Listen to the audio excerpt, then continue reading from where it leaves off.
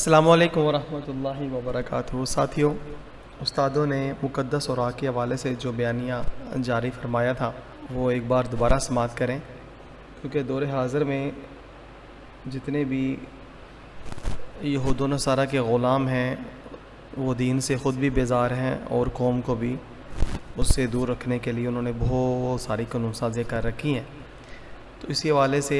جو مقدس اوراق کو شہید کرنے کے حوالے سے، یعنی کہ جو آگ میں اس کو پاک کر کے اس کی خاک کو محفوظ کرنے کے حوالے سے جو اقدامات تھے اب وہ نہیں ہو رہے،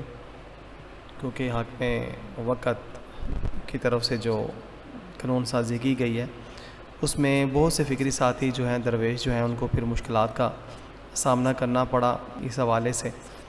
آپ جو ہیں وہ استادوں کا یہ بیان سماعت کریں اور مقدس اوراق جو پاک صاف ستھرے پڑے ہوتے ہیں ان کو اٹھا کر محفوظ کریں،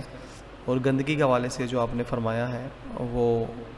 یہی فرمایا ہے کہ ان کو وہیں رہنے دیں، اور اللہ تعالیٰ سے دعا کریں کہ اللہ کریم ان ظالم، وحشی اور درندے حکمرانوں کو کیفر کردار تک پہنچائے اور ہمیں حاکم اسلام عطا فرمائے، آمین۔ دوستانو کہنا ہے پاک صاف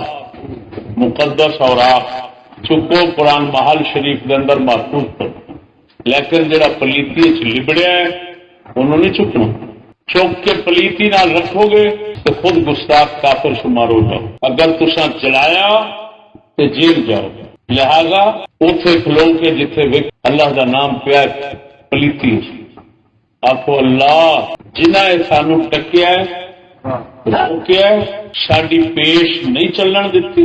انہوں نے اتنے اپنا قہر غضب پا، تسا اتنے بد دعا کرو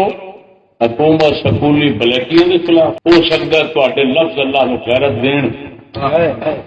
مالک انہیں کنجراں دا تک نہ رکھے۔ ساتھیوں، لائک، سبسکرائب اور بیل آئیکن کو ضرور دبائیے گا۔